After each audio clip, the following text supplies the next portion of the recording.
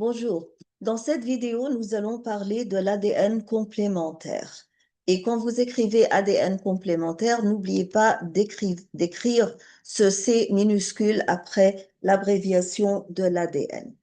Qu'est-ce que c'est que l'ADN complémentaire et pourquoi est-il important dans le processus du clonage? C'est-à-dire que l'on étudie et explique l'ADN complémentaire parce qu'il est très important pour le processus de clonage. Ici, comme vous voyez, nous avons une image d'un gène et nous savons que dans un gène, il y a certaines séquences qui sont codantes, qui sont exprimées en chaînes polypeptidiques et qui sont appelées des exons, et qu'il y a d'autres séquences qui ne sont pas codantes et qu'on appelle des introns. Et donc, tous les gènes sur ADN, dans le génome humain en particulier, contiennent des exons et des introns, mais dans les prokaryotes, comme les bactéries, le génome est si petit qu'il ne peut pas avoir d'introns. Et donc, la plupart des séquences sont exprimées en chaînes polypeptidiques et sont efficaces pour ne pas perdre d'énergie, car l'énergie est très limitée pour les prokaryotes. Mais puisque le clonage se fait dans des bactéries, dans des prokaryotes, donc la présence de ces introns dans n'importe quelle séquence que vous allez, que vous allez mettre à l'intérieur d'une bactérie pour la cloner, va représenter un très grand problème. Donc, comme je viens de le dire, le problème, c'est que le clonage se passe dans les bactéries et les bactéries sont des prokaryotes qui ne possèdent pas d'introns. Et puisqu'ils ne possèdent pas d'introns, donc ils n'ont aucun mécanisme pour pouvoir enlever ces introns de l'ARN messager avant, avant de le transcrire ou après sa transcription. Par exemple, ici, nous voyons l'ARN messager qui est prématuré et qui n'est pas encore maturé. Et nous voyons ici comment, d'habitude, ou je veux dire, pardon, bien sûr, ce pre-messenger RNA ou bien cet ARN messager prématuré contient des introns parce qu'il provient d'un génome humain. Et après avoir enlevé les introns, nous avons maintenant la forme maturée de l'ARN messager. Ceci se passe très naturellement chaque seconde dans le génome humain.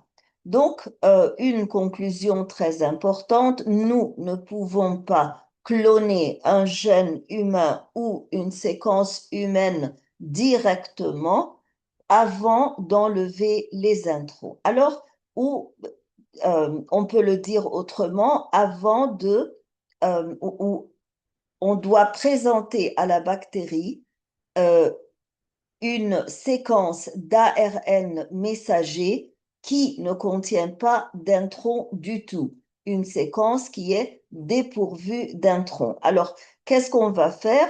Tout d'abord, on va extraire l'ARN messager d'une cellule humaine ou d'une cellule eucaryote.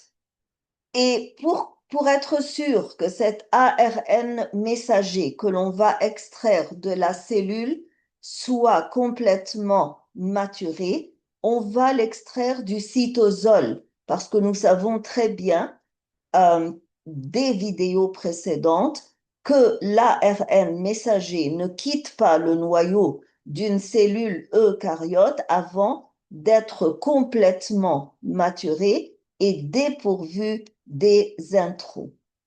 Et alors, quand cet ARN messager est dans la cellule, nous sommes aussi certains que cet ARN messager va être exprimé puisqu'il a été transporté au cytosol. Donc, il est prêt à être exprimé. Ensuite, les savants ont eu une idée géniale, c'est de prendre cet ARN messager et de le convertir en ADN. Qu'est-ce qui est caractéristique dans cet ADN messager extrait du cytosol, d'une cellule active? C'est que cet ARN est dépourvu de tout intron. Mais comment faire pour convertir l'ARN messager en ADN? D'habitude, c'est le contraire qui se passe dans le noyau de la cellule, c'est-à-dire que on a un brin matrice d'ADN qui est transcrit en un brin d'ARN. Mais maintenant, on veut faire le contraire. Donc, l'enzyme que l'on va utiliser, c'est un enzyme qui fait le contraire de l'enzyme ARN transcriptase. Et c'est pour ça qu'elle s'appelle transcriptase inverse. Et où va-t-on obtenir cette ARN inverse? On va l'obtenir des rétrovirus parce que nous savons, euh, comme on l'a expliqué dans une vidéo précédente, que les rétrovirus ont leur génome en forme d'ARN et qu'ils ont besoin de le convertir en ADN pour pouvoir s'insérer dans le génome de la cellule hôte. Donc, si vous voulez convertir l'ARN messager en ADN, donc vous utilisez la transcriptase inverse. Donc, c'est un processus de transcription, mais qui est exactement le contraire ou l'inverse du processus de transcription normale, parce qu'ici, le brin matrice, c'est un ARN et le brin complémentaire sera ADN. Et donc, on doit écrire cette lettre C pour vous montrer que l'ADN que l'on obtient n'est pas un ADN normal, mais c'est un ADN obtenu à travers la transcriptase inverse.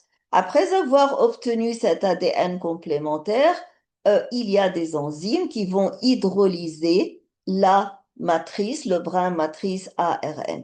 Et maintenant qu'on a un seul brin d'ADN complémentaire, qui est le brin en bas, nous allons utiliser une enzyme ADN réplicase pour former le brin complémentaire. Et maintenant, nous allons avoir un brin bicaténaire ou une molécule, un segment bicaténaire, c'est-à-dire un segment qui est formé de deux brins et on peut l'utiliser alors après pour obtenir l'ARN messager. Vous allez dire, mais cet ARN messager, cela identique au premier ARN messager que l'on a utilisé au début? Oui, mais on va introduire cet ADN pour qu'il puisse être introduit dans le plasmide. C'est-à-dire que nous avons gagné deux bénéfices. Le premier bénéfice, c'est qu'on a utilisé un ARN qui n'a pas d'intron et alors on l'a converti en un ADN qui lui aussi n'a pas d'intron.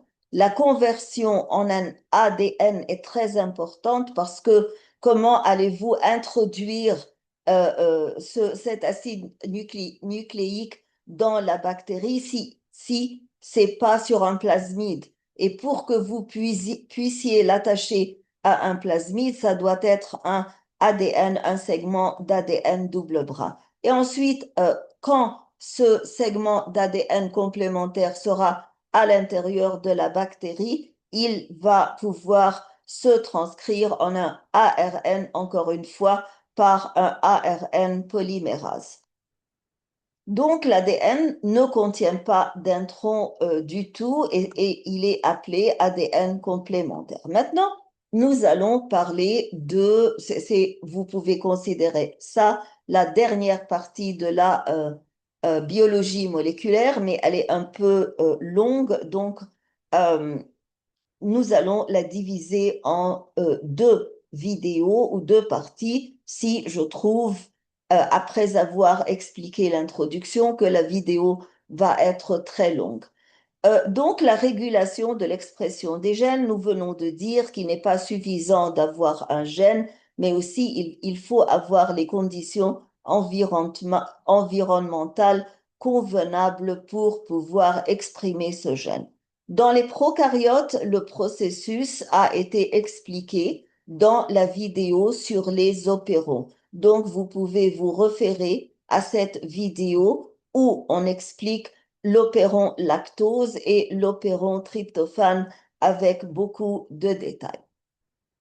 Mais maintenant, nous allons parler de la régulation de l'exprimation des gènes dans les eucaryotes, qui est un peu plus compliqué. Les eucaryotes n'ont pas d'opéron, mais le système de régulation de l'expression des gènes dépend des étapes de réplication et transcription, comme on va le voir sur le diagramme. Donc, il y a différents niveaux où on peut réguler l'expression des gènes. Quelle est l'importance de cette modification de l'expression des gènes? C'est que nous voyons qu'il y a une application très pratique dans notre vie, c'est que nous voyons que malgré que, ou bien que toutes les cellules aient le même génome, mais malgré ça, on voit que certaines cellules ont des fonctions et des structures qui diffèrent totalement ou qui diffèrent d'autres cellules. Donc, chaque cellule contient un très grand nombre de paires d'ADN. On dit que c'est à peu près 3 milliards de paires de bases d'ADN. Mais une cellule typique ne va pas exprimer tous ces gènes-là. Tout d'abord parce que la plupart du génome, comme vous le savez, est fait de gènes non codants ou de séquences non codantes, mais aussi parce que les cellules somatiques sont différentes. C'est ce processus de différenciation fait qu'une certaine cellule, comme une cellule du pancréas, va sécréter l'insuline, alors qu'une autre cellule, comme une cellule de la peau, peut sécréter mélanine. Donc, alors que toutes les deux cellules, celle du pancréas et celle de la peau, contiennent le gène pour la sécrétion de l'insuline et le gène pour la sécrétion de mélanine. Mais le problème, ou la cause, c'est que dans les cellules pancréatiques, le gène pour produire l'insuline est activé, alors que le gène pour mélanine est off, et l'inverse se passe dans les cellules cutanées ou les cellules de la peau. Tout ça, c'est à cause des mécanismes de régulation. Donc, les mécanismes de régulation sont des processus biochimiques dans la cellule qui vont déterminer l'expression d'un gène, qui vont dire si un gène va être activé on ou désactivé ou inactivé off. Pour pouvoir se rappeler de tous les processus de la régulation de l'expression des gènes, on doit donc savoir les étapes ou les différentes parties du processus de l'expression des gènes. Donc, on commence par quoi? On commence par être la cellule est stimulée par un stimulus et ce stimulus va changer la forme ou la conformation de la chromatine. Vous savez que la chromatine, c'est de l'ADN avec des protéines nucléaires, histone et non histone, dans la proportion de 50 à 50 ou 1 à 1 à peu près.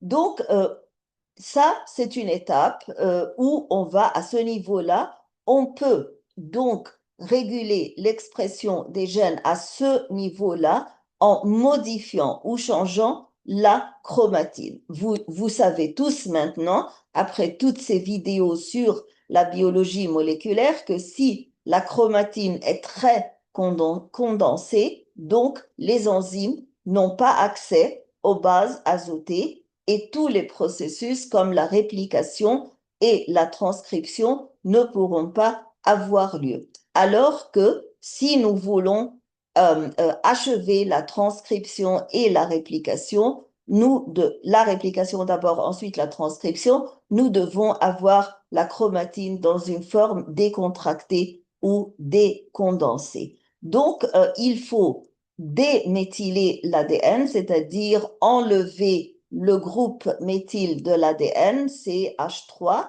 ou bien acétyler les histones. Ces deux processus-là, enlever le groupe méthyle, CH3, ou ajouter au histone le groupe acétyl, cela va décondenser l'ADN et les enzymes de réplication et ensuite de transcription pourront avoir accès.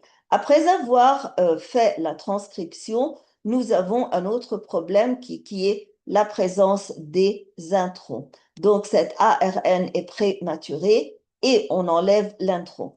Enlever l'intron et maturer l'ARN messager, c'est une façon d'activer le processus de transcription. Donc, si vous voulez inactiver la transcription, si vous voulez inactiver la traduction de l'ARN dans le cytosol en protéines, vous pouvez stopper ce processus-là. Mais d'habitude, le processus d'enlever les introns est actif parce qu'il est nécessaire à la maturation, pardon, de l'ARN et la maturation de l'ARN est importante pour le transporter vers le cytoplasme à travers les pores nucléaires pour qu'il soit traduit dans le cytosol. Mais la maturation de l'ARN ne s'achève pas simplement par enlever les introns, mais aussi par ajouter la coiffe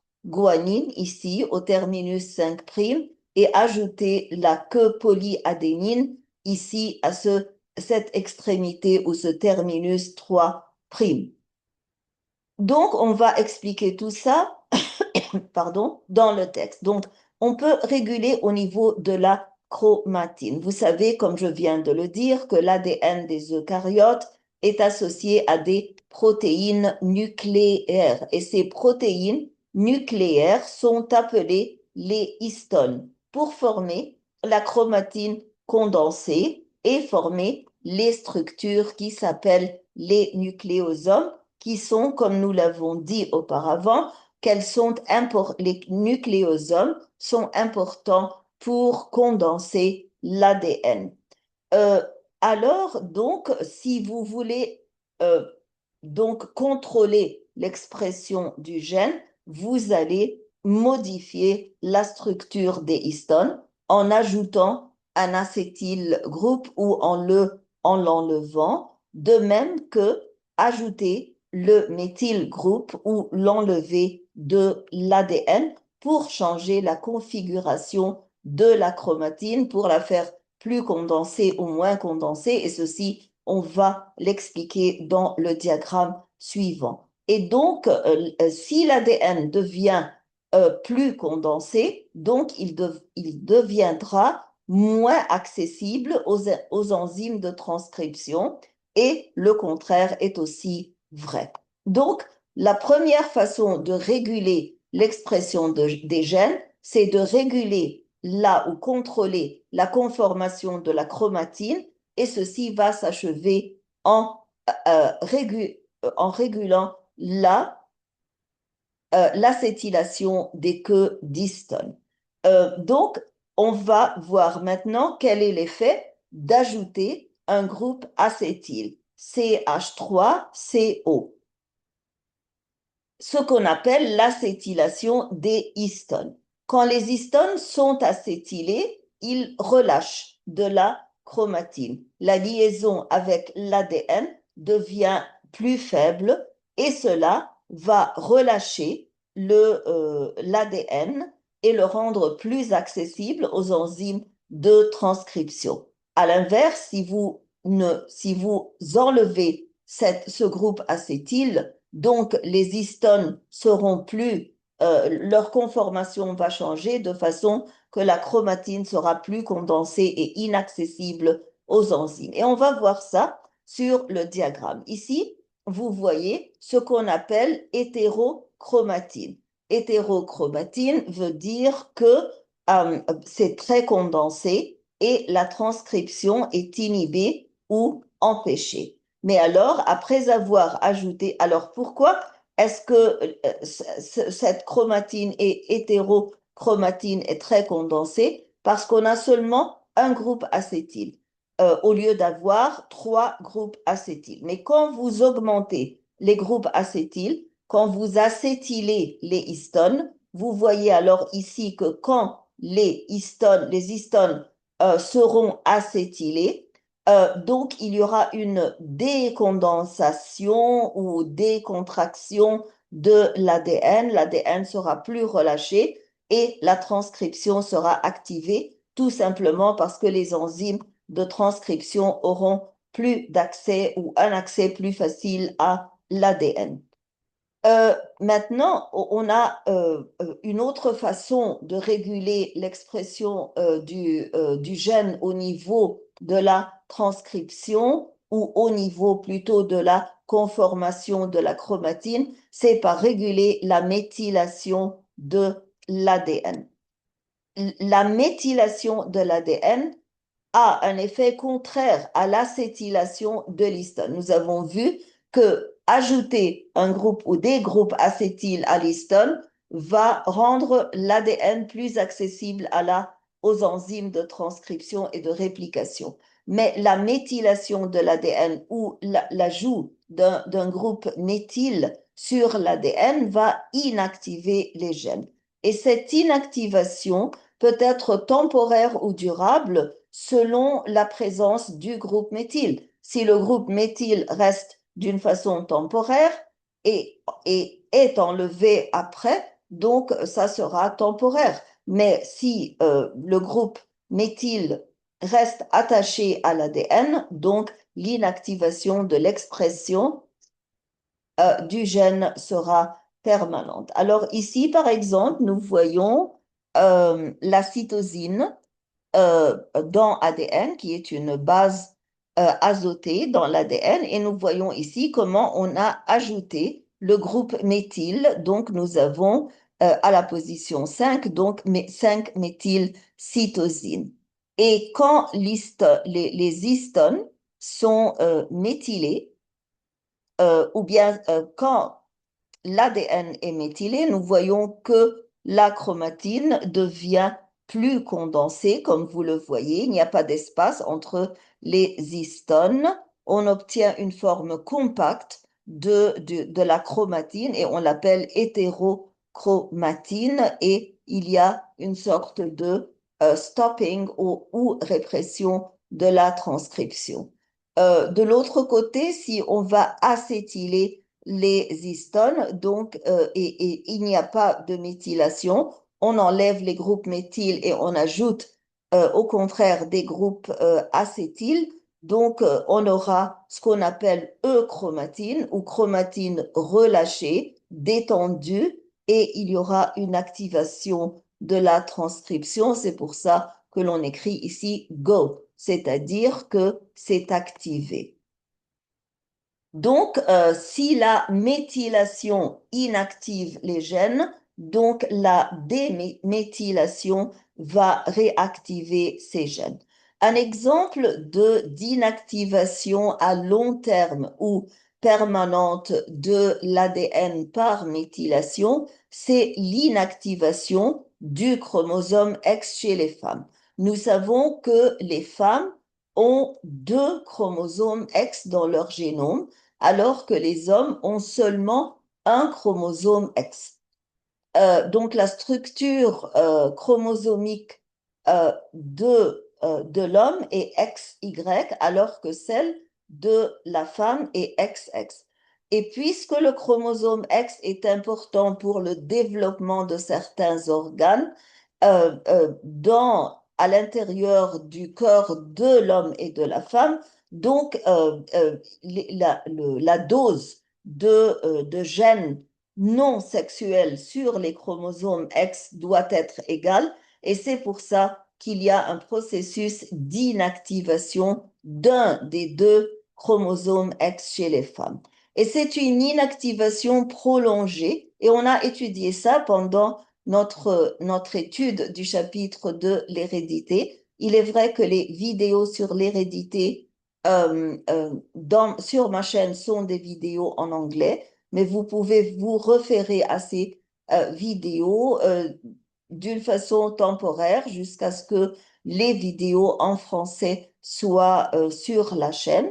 L'inactivation prolongée des gènes nécessaires à la différenciation normale des cellules va être faite à travers la méthylation du chromosome X.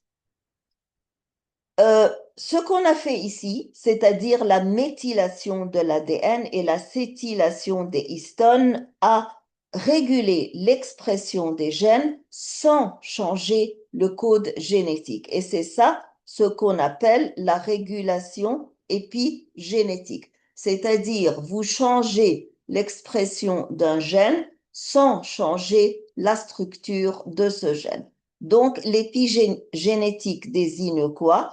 Elle désigne des modifications du génome qui ne vont pas affecter directement la séquence des nucléotides. Et par exemple, nous prenons l'exemple de méthylation de l'ADN et de l'acétylation des histones. Euh, les mutations, elles aussi, font des changements dans les phénotypes, mais il y a une grande différence parce que les changements dans l'expression du gène à cause des mutations sont permanentes, puisque les mutations changent la nature chimique de l'ADN. Il y a un changement dans le type de base azotée, dans l'ordre des bases azotées et dans le nombre de chaque type de base azotée dans une certaine séquence. Donc, c'est un changement dans la matière chimique elle-même de l'ADN et qui est permanente. Et c'est ça la différence essentielle entre l'épigénétique, les changements épigénétiques qui sont des changements réversibles et les changements qui sont à cause des mutations. Est-ce qu'il y a des facteurs environnementaux qui influencent l'expression des gènes et qui résultent en une méthylation?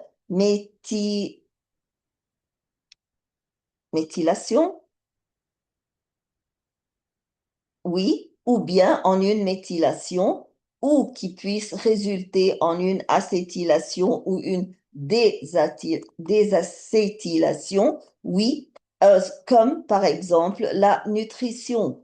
La nutrition prénatale, c'est-à-dire la nutrition de l'embryon quand il est dans le corps de sa mère, et l'alimentation après la naissance de ce bébé. Et le stress, d'habitude, on a beaucoup de stress dans notre vie et bien sûr que ces facteurs de stress vont résulter en un effet très remarquable sur l'expression des gènes. L'épigénétique ou le changement de l'expression d'un gène à cause de l'environnement va nous expliquer pourquoi quand nous avons de vrais jumeaux, c'est-à-dire des jumeaux identiques, l'un d'eux peut développer une schizophrénie alors que l'autre ne montre pas les symptômes de cette maladie, bien que les deux aient exactement le même code génétique. Mais il y a aussi une régulation après la chromatine et après la possibilité de réplication de l'ADN. Nous avons le niveau de la transcription parce que après réplication, nous avons transcription. Et nous savons tous des vidéos précédentes que l'ARN est transcrit du segment matrice ou du brin matrice de l'ADN à travers l'enzyme ARN polymérase. Et pour débuter la transcription, l'ARN polymérase doit s'attacher au promoteur. Mais pour s'attacher au promoteur et à toutes ces séquences-là, par exemple, ici, nous avons le Tata Box, la boîte Tata qui est au milieu du promoteur, et ici, nous avons l'enzyme elle-même. Mais pour que l'enzyme commence la transcription du gène qui est ici, elle doit s'attacher au promoteur à travers cette protéine que l'on appelle TBP, Tata Binding Protein, et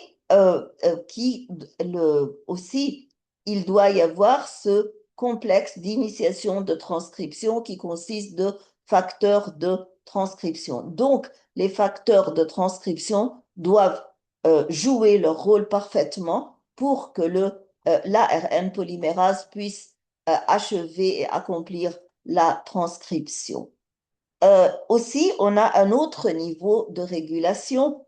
Donc, chaque fois, vous voyez quel processus vient et vous allez dire, par exemple, il y a tout d'abord la réplication du chromatine, de l'ADN dans la chromatine, ensuite la transcription, ensuite la régulation post-transcriptionnelle qui est l'épissage de l'ARN. Donc, à chacun de ces niveaux, vous allez avoir contrôle. L'épissage alternatif de l'ARN, tout naturellement et bien sûr, peut contrôler l'expression du gène parce que qu'est-ce qu'on fait dans l'épissage alternatif? Ce que l'on fait, c'est qu'on enlève les introns de l'ARN prématuré. On a expliqué tout ça dans les vidéos précédentes et on laisse seulement les exons. Mais quand on laisse les exons, on ne laisse pas chaque fois les mêmes exons. Les introns, la plupart du temps, sont tous enlevés. Mais si vous voyez ici les exons qui sont quittés, qui sont restés, nous voyons 1 est resté, 2, mais 3 n'est pas ici, 4 et 5 sont là. Donc, on a enlevé l'exon 3. Mais ici, dans cette autre forme, nous allons garder numéro 1, numéro 2, numéro 3 et 5 et les enzymes ou les spliceosomes ont enlevé exon numéro 4. Donc, à la fin, nous obtenons deux formes différentes après avoir fait ou complété cet épissage alternatif et chacune de ces formes est appelée isoforme et l'isoforme, bien sûr, va être traduite en une chaîne polypeptidique différente. Donc, à la fin, nous allons obtenir deux isoformes, deux protéines isoformes qui sont pas identiques, mais qui sont très proches les unes des autres. Donc, à partir je vais rapidement, j'explique rapidement parce que nous avons expliqué tout ça dans une vidéo précédente. Donc, ça, c'est une récapitulation ou un résumé de ce que l'on a dit avant. Ce diagramme-là vous montre que à partir d'un même ARN pré-messager, nous avons obtenu des séquences qui sont différentes, mais qui sont très proches les unes des autres, et cela vous permet beaucoup plus d'adaptabilité de la cellule parce que à partir d'un seul gène, d'un seul ARN messager, vous avez obtenu plusieurs formes de chaînes polypeptidiques. Donc, ça va augmenter la diversification et alors plus d'adaptation, bien sûr. Euh, et ici, c'est l'explication que je viens de dire.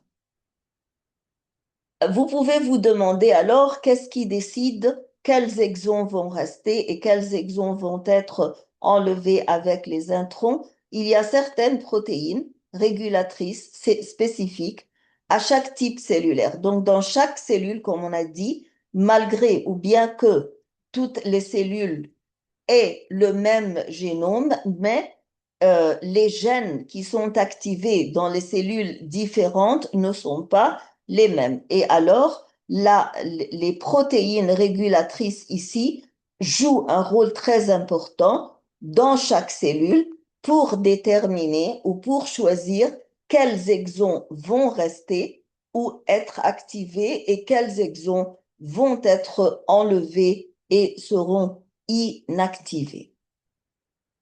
On va s'arrêter là et dans la vidéo suivante, qui sera la dernière vidéo sur la biologie moléculaire, nous allons vous expliquer comment l'ARN messager, après être transporté